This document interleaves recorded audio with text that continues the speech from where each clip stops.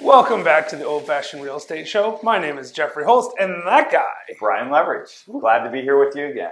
Yeah, it's been a while since we filmed an episode. I'm excited to be back. We have a great topic for today, and that is... offices, our new one. Oh yes, we're in our new office. That's partly why we haven't filmed in a while. So today we're going to talk about 5 ways to find deals.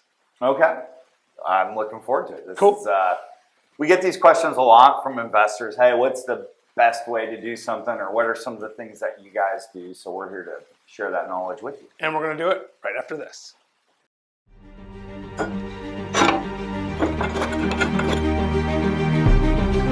Welcome to the Old Fashioned Real Estate Show, where hosts Brian Leverage and Jeffrey Holst pour out old-fashioned real estate advice. So first on our list, and by the way, these are not ranked in order of importance or really anything. It's just the way we frankly jotted it down today. But first thing on the list is probably the easiest way that most people do, which is looking on their MLS or LoopNet, which is more like a commercial MLS. So basically the stuff that you would think of already. Go on Zillow, go on Craigslist, just find some internet source and look for deals. Yeah. So the potential downside with that is the MLS tends to be more of a retail outlet for properties. And in a competitive market like today, really the last few years, frankly, the offerings are slim because there's lower inventory and the prices are up. So a lot of times what you'll see is not necessarily workable, but there are deals that can be found. In fact, this very year, we bought a 10-unit building off of MLS. So it is definitely possible. Yeah. Well, that's actually 2, right? Yeah, and a 16-unit building. So it is possible to find deals listed on the internet. One of those was on LoopNet, one was on MLS. Now, people often say that LoopNet is where deals go to die. I'm going to give you a quick pro tip before we move to the second one, and that is sometimes if you can go on MLS or LoopNet, you can identify people. Well, even though the deal isn't good, you might find an agent on MLS or LoopNet that's listing the kinds of deals you like, and you can reach out to that agent and see what other deals they might have. That kind of goes to one of our later ones, but it's worth mentioning here. Ties it all back in. That's right. So the second way you can find deals is you can join local Facebook groups or meetup.com groups and do some kind of like online Zoom type marketing, like where you're meeting people, joining local things. In fact, here in Chattanooga, we have quite a few of those. We have a local non-RIA real estate. There's probably about 10 to a dozen pages right off the top of my head. Yeah, all kinds of them. Wholesaling, just in Chattanooga. rehabbing, there's apartments, there's something for everybody. It's the bottom line. And those are kind of related to the first point, but they are distinct in as much as you're going to participate by like posting in there, asking questions. You get a little bit more of a back and forth. Another good source would be the Bigger Pockets forums for that as well. Yeah, absolutely. And then wholesalers are another tried and true one that have been around for a long time. The third, we got to make sure we number them, or people will lose track of where we are. The third thing that you can do is you can... wholesalers. Yes, you can get on wholesalers lists. And some of this will be coming from those Facebook groups. You might see somebody post in there and say, hey, I'm a wholesaler. Send me your email address and I'll put you on the list. But some of it's just going to be from good old-fashioned getting out there and finding who's doing deals and figuring out what they're doing. Yeah, and wholesalers, like agents often, they have their sort of preferred buyers that buy, maybe not the majority, but they're buying more of the deals that the wholesalers put out. So those people often will get kind of first dibs before it may hit the rest of the list. So that's something to keep in the back of your mind. And, piggybacking on that even further is, if you're just getting started or, you've got maybe a couple under your belt and you're wanting to work with a wholesaler, be prepared to maybe overpay to some extent on your first 1 or 2, because that's going to, keep you in the forefront of their mind on some of the next deals. Yeah, don't lose money on the deal, obviously, but be willing to pay a little bit more, take a little bit smaller margin. Another thing to keep in mind too is wholesalers really want somebody that they know is going to close. That's why they get a preferred buyers list. So if you can perform a couple of times, then they're more likely to bring it back to you the next time. Another thing to think about too with wholesalers is you're going to need to be prepared to pay cash right? Wholesalers aren't going to allow you to put in like financing contingencies and stuff like that. There's also not going to be a due diligence contingency typically. You're going to have to go look at the property, figure out, what your construction budget is on the front end, and do all this in a matter of a day, maybe two, oftentimes, and be prepared to move forward. Yeah, so it's not for the faint of heart, right? But the same exact thing. Yeah. So one thing I would think about with wholesalers too is, and we probably could do a whole show on like how to deal with wholesalers. We're not wholesalers, but we know a lot of these people. And the thing about it is, when you look at the deals that they have, you've just got to be prepared to move fast.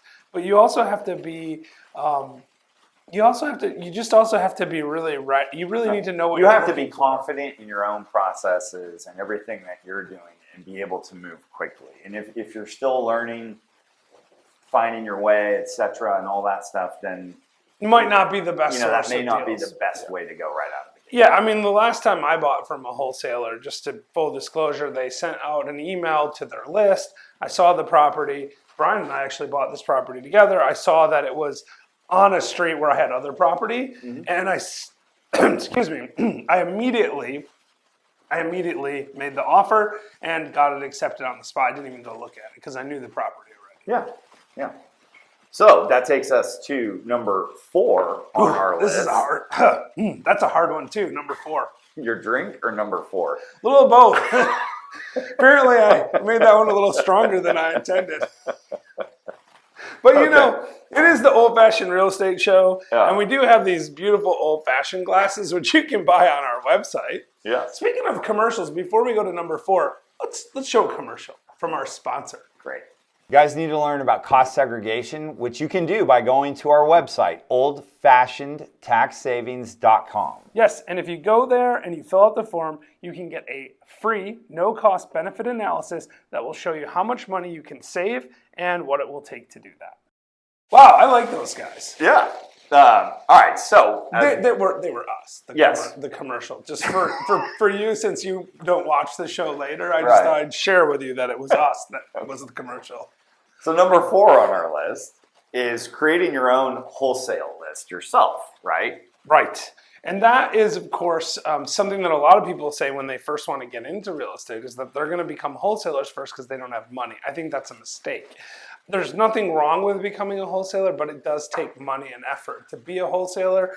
The first thing you're going to want to do is figure out what properties you're going to be targeting. So you're going to probably end up buying a list and then mailing that list, and that costs money. Yeah. Or doing some type of social media advertising and stuff. Sure, like yeah, that. or you might do like a ClickFunnels type thing or Google marketing where you're directing people so that when people search like how do I sell my home in Chattanooga, like maybe your website comes up or whatever. But I think we both agree it's much more time intensive as well as capital intensive. Which is the reason that Brian and I just do number 3 instead and get our deals from wholesalers instead of try to do our own. But it is a legitimate way to build your own list, to find deal flow. Because the one thing it is about, even if you went into like actually being a wholesaler, a lot of those guys are also investors and they are able to sort of take the best deals for themselves. Well, and that leads us into our last one, which I think is actually the most important one on here. It is. In fact, that's why I saved it for last. Yeah, which is networking and talking to people, which is also networking. Right. So yes. So thank you for that. So the thing about networking is it's a lot broader than what most people say. In fact, really all of the things that we've already done feed into networking. So number 1, like reaching out to agents, that's a form of networking. Even if you don't buy that deal you find on MLS, you might say to that agent, hey, I like that deal, but it's not quite what I'm looking for. What I'm actually looking for is this. And I think the trick to networking, if you want to create deal flow, is to be very specific. So for me, whenever I go to a real estate networking event, or I go to an investor meeting, or somebody reaches out to me because they saw me on a podcast, and I say, yeah, well, I'm happy to meet you for lunch or coffee or whatever. At the end of that conversation, I always tell them exactly what I'm looking for, which for me, for everyone out there in the world, is 10 to 50 unit buildings in the Chattanooga submarket. Like if you have those, I want to know about them. And you know what? This works, and we know this because just this year, somebody reached out to Brian and I and said, hey, I know you guys buy this kind of property. and I want to sell my property. And that's a great way to create deal flow and to find things. But the real secret, I think, is just constantly being out there and talking to people. That's how Brian and I met, is through networking. Yeah, I've lived in Chattanooga now for about 9 years. I started investing in Chattanooga about 12 years ago and moved here, as I said, 9 years ago. And when I moved here, I knew all of 2 real estate agents and nobody else. No friends, no family, pretty much nothing. And so what I did in particular was I jumped right in. We used to have a regular RIA meeting once a month. And then, Bigger Pockets was another way you can actually meet a lot of people virtually, and then, people locally, and, go to lunch, coffee, whatever it is. But the best place to find deals is with other people that are actually doing them on a regular basis. It's also a great way to learn about deals, right? Yeah. Because if you deal with people that are doing deals regularly, you're much more likely to avoid the mistakes that they made in the past. And also, networking isn't just limited to potential investors or to potential people that have things to sell like agents. It's also going to be things like just telling everyone you know. Brandon Turner talks about this on the Bigger Pockets podcast about his first apartment complex, where he just told someone at his church that he was trying to buy apartments, and they were like, "Oh, I have one for sale." You just never know when that person that you're talking to's cousin might have an apartment complex or a duplex or something that they want to sell. So you should definitely just be willing to tell people exactly what it is you're doing. Even if you're just getting started, you can say things like, "I'm working on finding my first deal, and I'm really looking for a duplex in this particular area," or whatever it is that you're looking for. And as part of this, even though we've touched on it a couple different times already in the show, agent relationships are huge, especially with multifamily properties and commercial properties, because a lot of times they have off-market leads that they'll get. There are some brokerages out there that actually, they'll find properties, they'll go to a list of buyers that they have, and then they'll give never you an even get opportunity at it. So these things will never actually hit an open market, and it's a great deal for the investor that can develop that kind of a relationship as long as you can perform. Right, and that actually is probably the key point to networking, and really to all of the 5 ways that you can find and create deal flow, is it's all about your own reputation. You've got to build a reputation to be a person that's looking for a certain kind of property, that's going to close when they put that property under contract, that the people that you're dealing with are going to feel better about you as an individual. In fact, I think maybe next episode we should do a whole show about that sort of building your brand kind of thing. So that's what we're going to do next week, so stay tuned for that. All right. Well, I think that's about all we got for today. That's all I got. Yeah. Cheers. So